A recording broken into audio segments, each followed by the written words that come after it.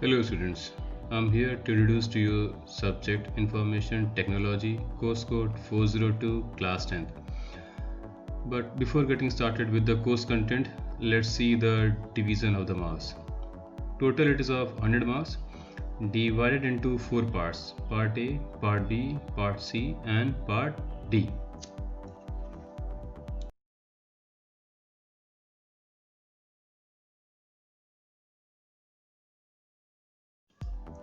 Part A is employability skills. It has 5 units. Unit 1 communication skills, Unit 2 self management skills, Unit 3 information and communication technology skills, Unit 4 entrepreneurial skills, and Unit 5 green skills. Total it is of 10 marks.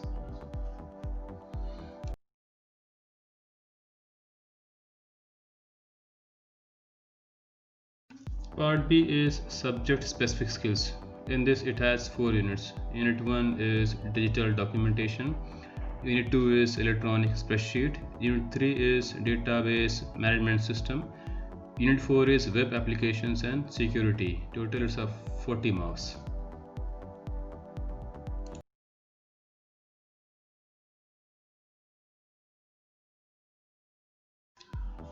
Part C is practical work, which contains practical examination.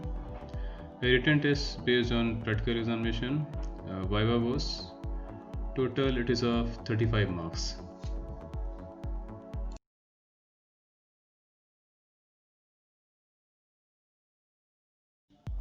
The last is part D, which is project work. It contains practical file and viva. Total is of 15 marks.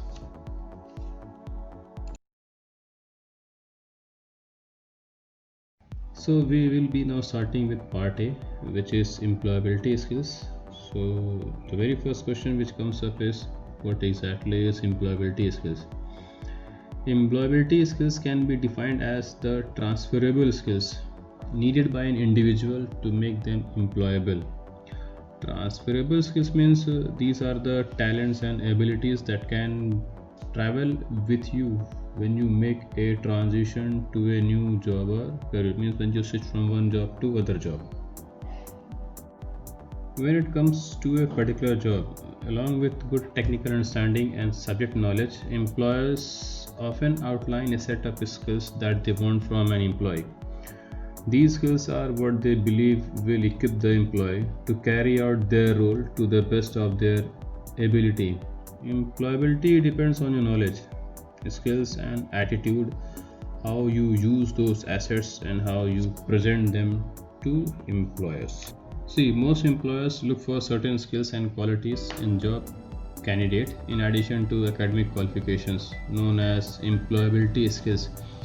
These skills may not be job specific, but they play an important role in improving your performance and value in workplace.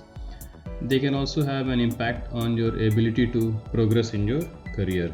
Employability skills may not be listed in a job description, but they are important skills that can make you more attractive to prospective employers. The main benefit of having these qualities is that it can help you stand out among other job candidates who are competing for the same position. While other candidates may have the same qualifications and experience, you may have a better chance of getting hired if you have employability skills that are particularly useful for the role. You can prepare yourself for an interview or write your resume for a particular position by researching which employment skills are essential in your industry. Employers have a high regard for employability skills because they are much harder to teach than job specific skills. Some employability qualities comes naturally while others can be acquired through education, work or daily practice. You may already have some of the key employment skills, but you can work to improve those skills and develop new ones.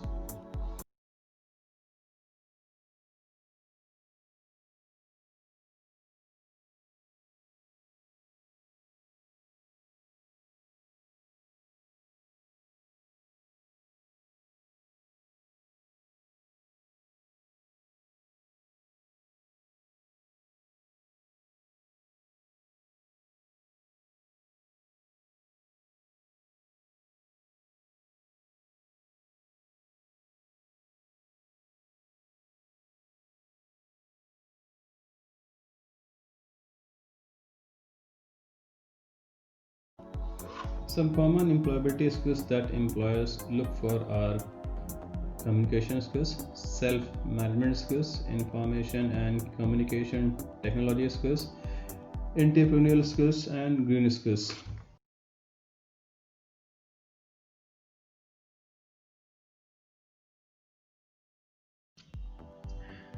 So the very first employability skill is communication skill. Like I'm communicating to you all via audio, video. A number of more modes are there through which we all communicate with one another. So exactly what is communication? Let's see. So basically, communication is the act of sending information or ideas via speech or visuals or writings or any other such methods. The communication model has sender. One sender is there and a receiver is there. The sender is sending the message and the receiver who is receiving the message, both are there and both should be there. In between, the speech or ideas need to be simple enough to be decoded and understood by the receiver. Means ki if two persons are there and they are communicating, they are having interaction, they need to be having interaction in the same language. They need to understand each other. The one who says something to the other person should understand what the person is saying to him or her. So if the ideas are not presented properly, if some confusion or some problem comes there, then the decoding is improper and receiver does not understand. Means, so decoding means translating. In a communication, whatever person says, the other person to whom he is communicating, he should understand what the person says. So basically, decoding simply means ki translation of the information, correctly translating the information what the other person is saying. So if the ideas are not presented properly, then decoding is improper and receiver will not understand what the sender is saying or communicating. So based on the types of senders and receivers involved, we can define various types of communication. If we take example of communication between teams, you will see the higher amount of formal communication as compared to informal. See, team here means a professional team. Whenever they will be having a communication, they will communicate in a formal way. And if you take the other way, that is a group of friends are there. So whenever there will be a group of friends or relatives, the type of interaction they will be having is informal. They will not be using formal conversations. The major type of communication will be in informal way. So we have two different types of communications here. One is formal communication, other was informal communication, and there are a lot of differences between formal and informal. A lot of precautions should be there when we are having a formal communication, and basically we do not take much precautions while having a informal communication. So communication is simply the act of transferring information from one place, person or group to another. Every communication involves at least one sender, a message and a receiver. This may sound simple, but communication is actually a very complex subject. So see, the transmission of message from sender to recipient can be affected by a huge range of things. These includes emotions, the cultural situation, the medium used to communicate, and even our locations. The complexity is why good communication skills are considered so desirable by employers around the world. The accurate and effective communication is actually extremely hard. The sender has to know about the recipient. He has to know exactly what the message he needs to convey, and he has to convey in such a perfect way so that the recipient gets exactly what he wants to express to him or her. So as we discussed before, a communication therefore has three parts: the sender, the message, and the recipient. The sender encodes the message, usually in a mixture of words and non-verbal communication. It is then transmitted in some way. Different methods are there through which he can express his communication to the other person, that is the recipient, example in speech or in writing, and the recipient decodes it. Of course, there may be more than one recipient, and the complexity of communication means that each one may receive a slightly different message.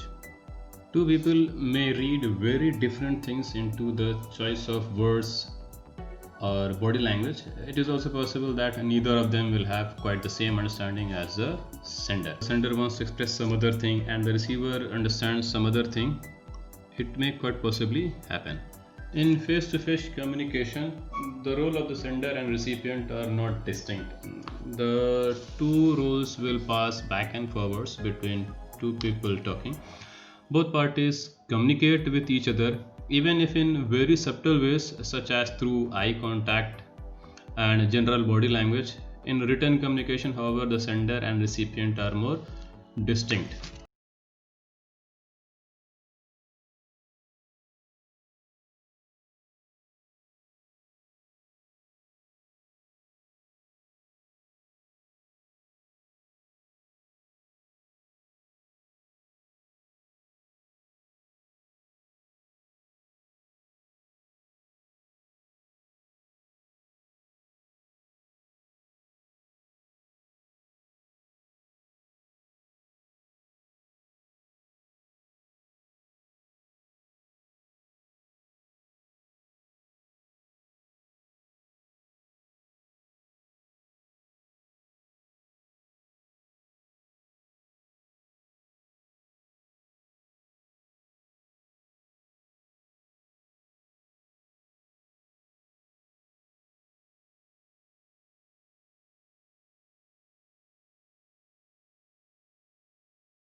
So, communication is of three types depending on all these scenarios. It is verbal, non-verbal, and visual communication.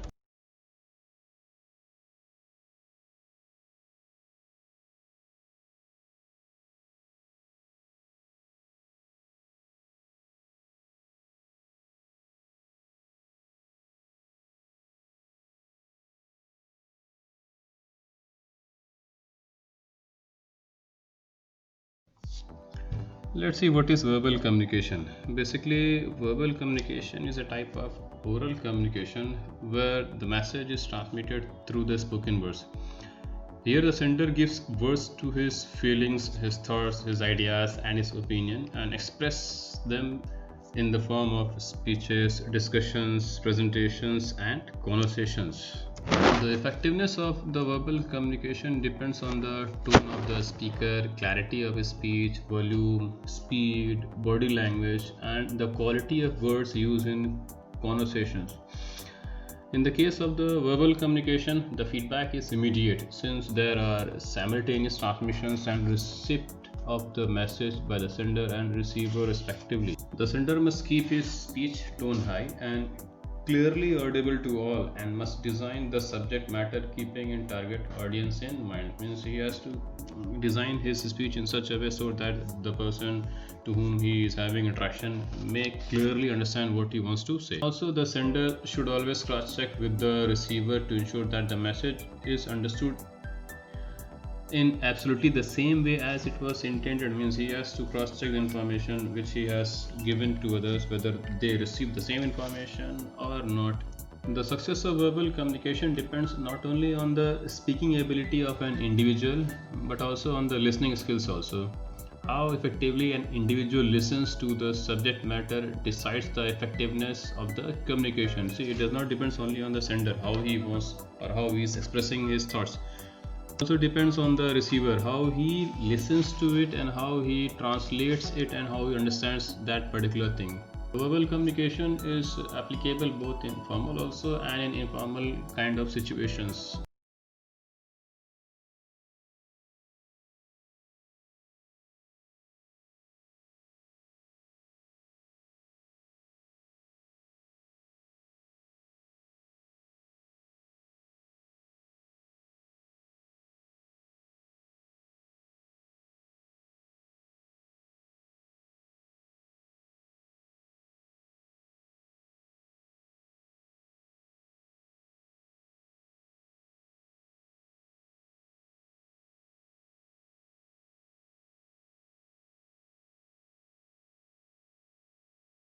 So there are some components of verbal communication which makes it effective, and the very first one which comes is listening.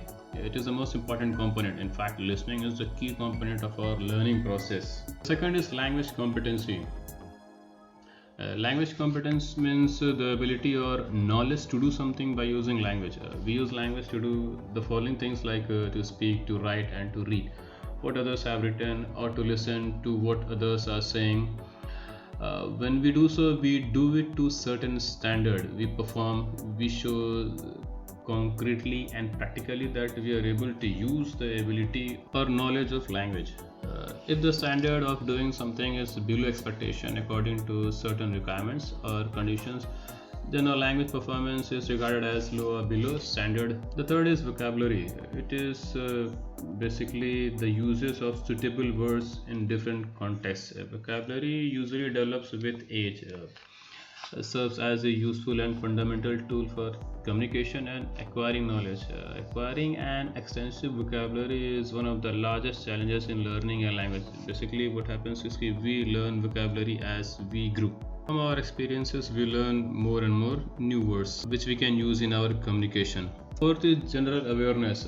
It is our awareness about surrounding, including latest events in the world around. It gives us confidence to communicate with communication. We should be aware of the thing which goes on around us. If we know the events, the happenings which goes around us, and a conversation comes up for that particular event, we can discuss about that particular thing very confidently. First is domain knowledge. Domain knowledge is understanding or ability and information that applies to a specific topic, profession, or activity. The term is commonly used to describe the knowledge of experts in a particular area. In many cases, domain knowledge is highly specific. It is the expertise in your chosen area. Whatever area you have selected, you are excellent in it. You should be excellent in it.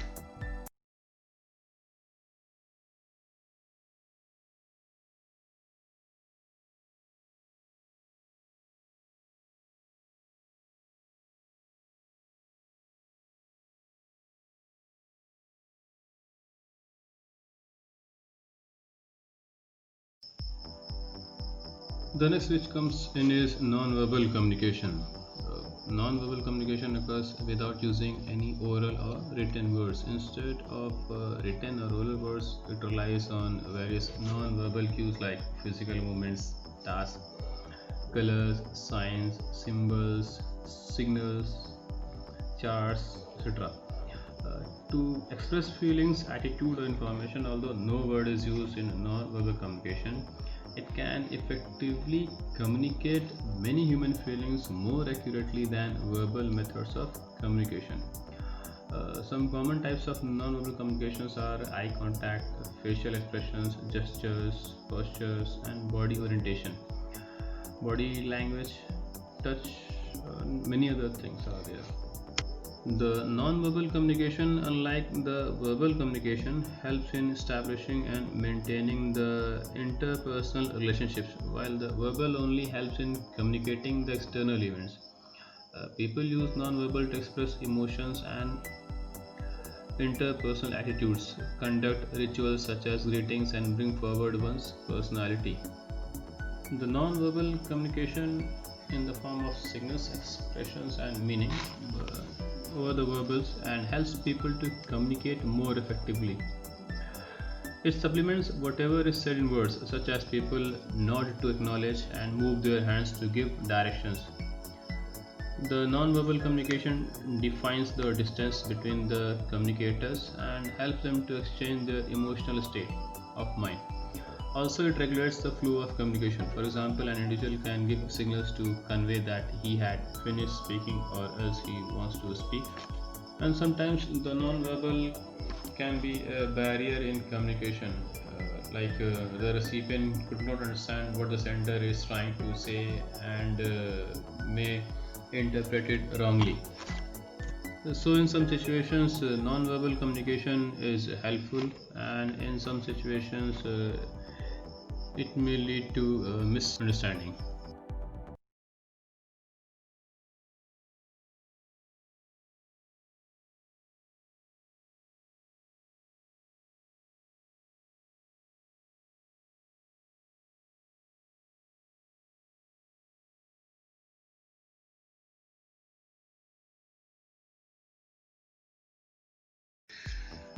There are various components that make non-verbal communication effective. They are body language, kinesics, proxemics, haptics, paralinguistics, chronemics, chromatics, and olfactics. So let's see what is body language. Body language is the unspoken element of communication that we use to reveal our true feelings and emotions. Our gestures, facial expressions, and posture. When we are able to read these signs, we can use it to our advantage. For example, it can help us to understand the complete message of what someone is trying to say to us, and to enhance our awareness of people's reaction to what we say and do. It is complete mixture of gestures, movements, and postures and tone of voice. We can also use it to adjust our own body language so that we appear more positive, engaging, and approachable. The next is kinesics. It is the interpretation of body motion communication, such as facial expressions and gestures. Non-verbal behavior related to movement of any part of the body or the body as a whole. It is the most familiar type of non-verbal communication, as it includes such areas as gestures, facial expressions, and eye movement. We can express our feelings of joy or sorrow or sadness or tiredness through our facial expressions and eye contact. Then comes proxemics. It deals with the use of space in communication. It focuses not only on the ways individuals orient themselves to other individuals and objects in their immediate physical environment, but also on the perceptual and behavioral impact of these spatial orientations. Basically, proxemics consists in the message people express when, for example, they prefer to sit at the front or at the back of the classroom, or whether they sit near to or far from the head of the table at a meeting. Like you all have observed that the mischief makers dash to the back of the classroom and the more serious students choose a front seat. You must have observed this in class. Then the next is haptics. It is the study of touching and how it is used in communication. Handshakes, holding hands, backslapping, high fives, brushing up against someone, or pats all have some meaning. Touching is the most developed sense at birth and formulates our initial views of the world. Touching can be used to soothe, for amusement during play, for expressing power, and maintaining bonds between people, such as with the baby and mother. Touching can carry distinct emotions and also show the intensity of those emotions, so we can communicate with touching also.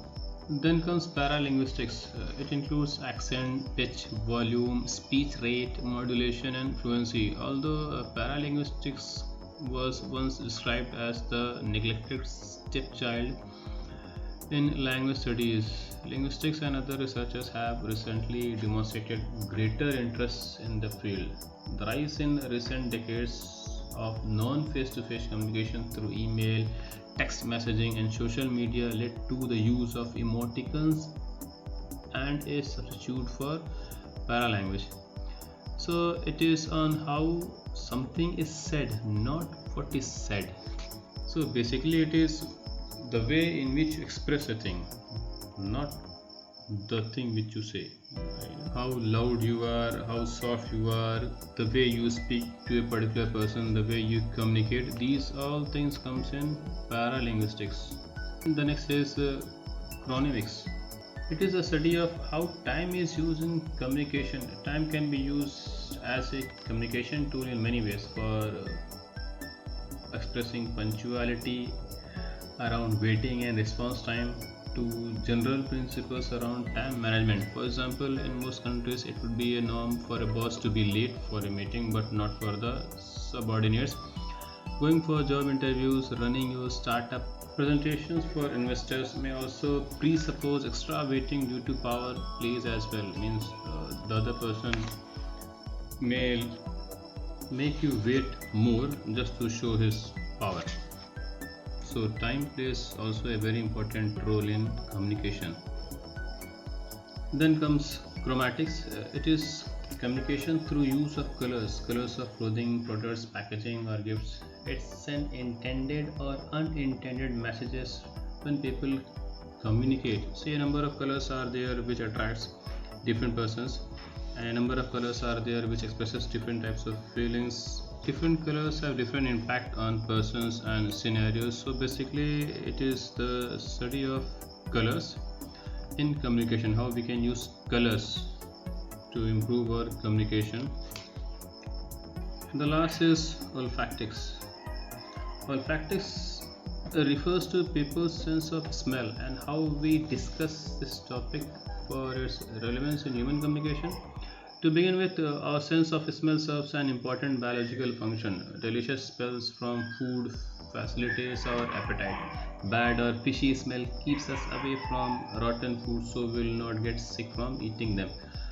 More commonly, smell can be used to speak for someone's social status or living conditions. We as humans like to use smell to test the value of things too, such as cheese, milk, and food in general, perfume, situations like fires, and even people. To me, we use smell as a universal tool of judgment and the determining factor of whether something or someone is good or not. So, when it comes to us as human being, it plays a vital role in communication. Different types of smell impact our brains in different manners. If the smell is not good, the other person will not take interest in the communication. Similarly, the odor may be used to judge a person while interaction or in an interview or any other place. So the body also plays an important role in communication. Good odor means a good communication can be there, and bad odor means there can be no communication.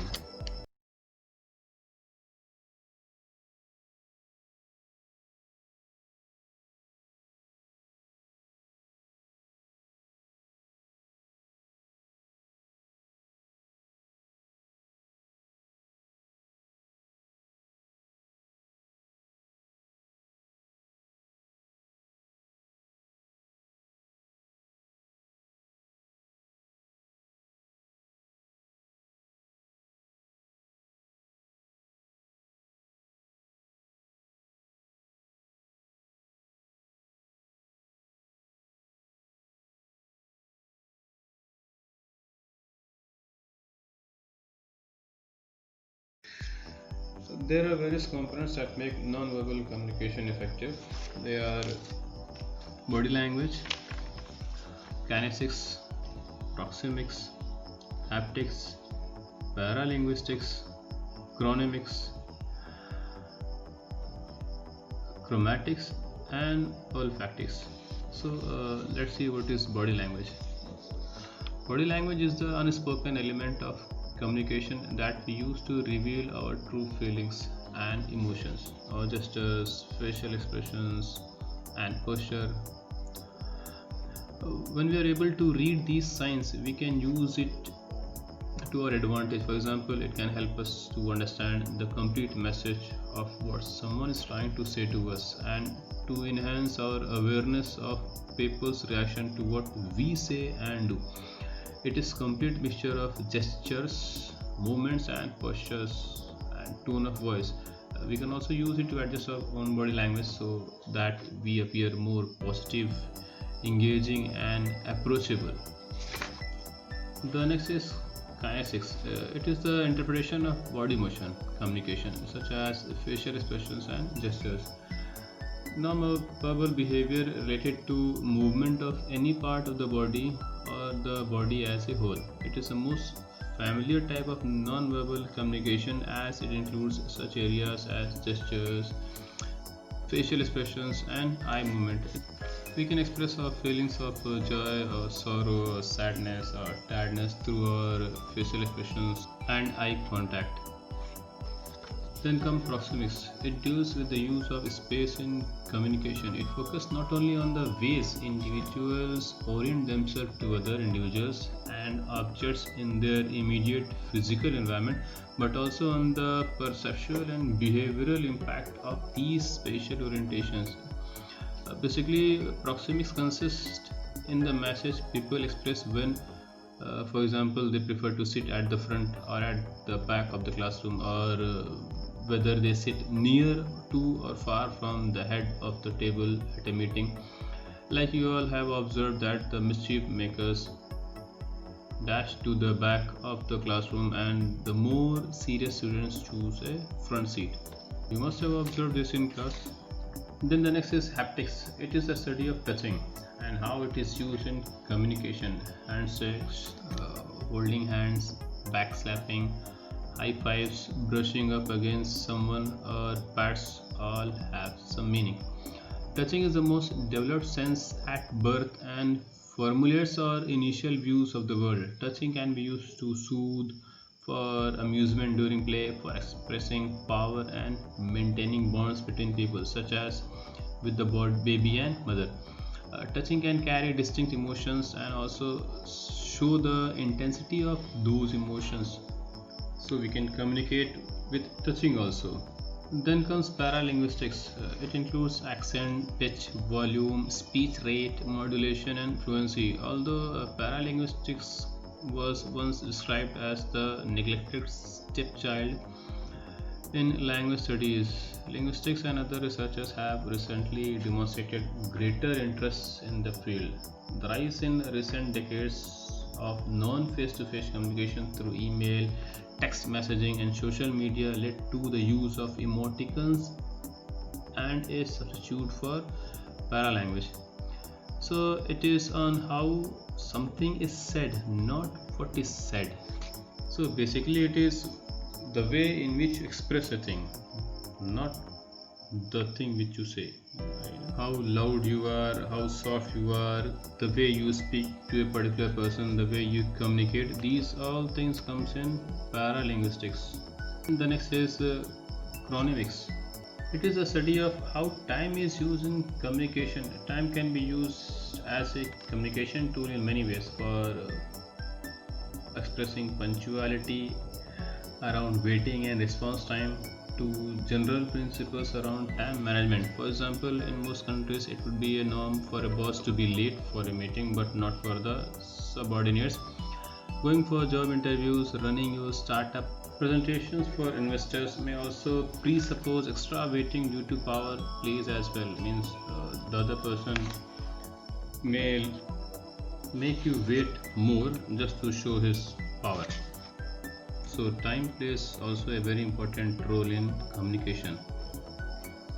Then comes chromatics. It is communication through use of colors of clothing, products, packaging, or gifts. It sends intended or unintended messages when people communicate. Say a number of colors are there which attracts different persons, and a number of colors are there which expresses different types of feelings. Different colors have different impact on persons and scenarios. So basically, it is the study of colors in communication, how we can use colors to improve our communication. The last is olfactics. Olfactics refers to people's sense of smell and how we discuss this topic for its relevance in human communication. To begin with, our sense of smell serves an important biological function. Delicious smells from food facilitates our appetite. Bad or fishy smell keeps us away from rotten food so we will not get sick from eating them. More commonly, smell can be used to speak for someone's social status or living conditions. We as humans like to use smell to test the value of things too, such as cheese, milk, and food in general, perfume, situations like fires, and even people.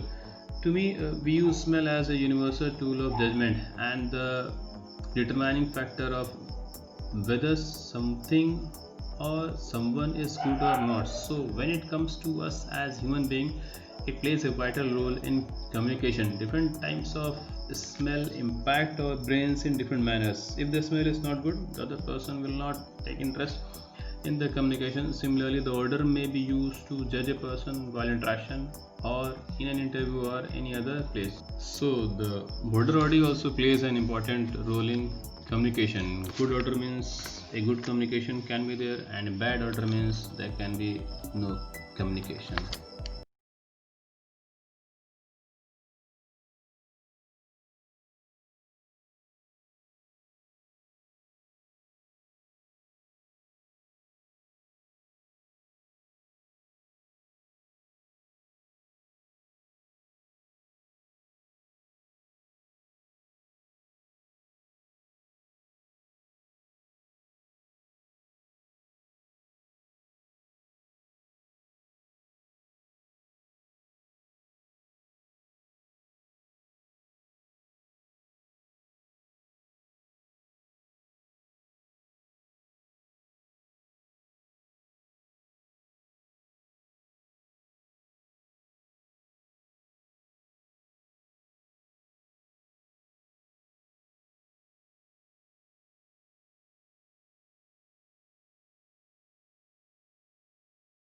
So we have now seen verbal communication, non-verbal communication, and the next is visual communication. Just imagine that you are on a vacation in a foreign city and you get lost while driving. If you're at home, you could have stopped and asked someone for directions who know your language and you know your language, but here you don't speak the language very well. So asking directions won't do much good.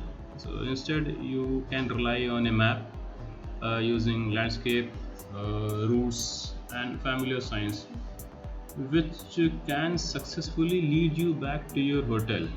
So in this scenario, you have found your way back almost entirely through visual communication, that is through symbols and charts. So we can say that visual communication is a transmission of information and ideas using symbols and imagery. It is one of the three main types of communication, along with verbal communication and non-verbal communication. This visual communication is believed to be the type that people rely on most, and it includes sign, graphic design, films, typography, and countless other examples which we can see and we can understand.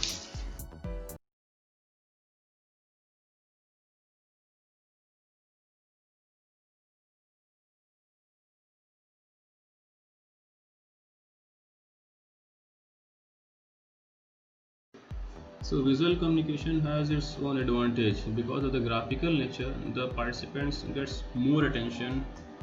It's really very easy to follow as image and graphics helps us understand easily. It gives a very clear idea what that image wants to say. The participants gets more involved as they have to decode the symbols and graphics by themselves, and sometimes it may be more interesting in decoding the symbols. For the presenters, it is easy to explain as image and graphics gives more emphasis, and the same reason is for the participants or other persons to understand it easily.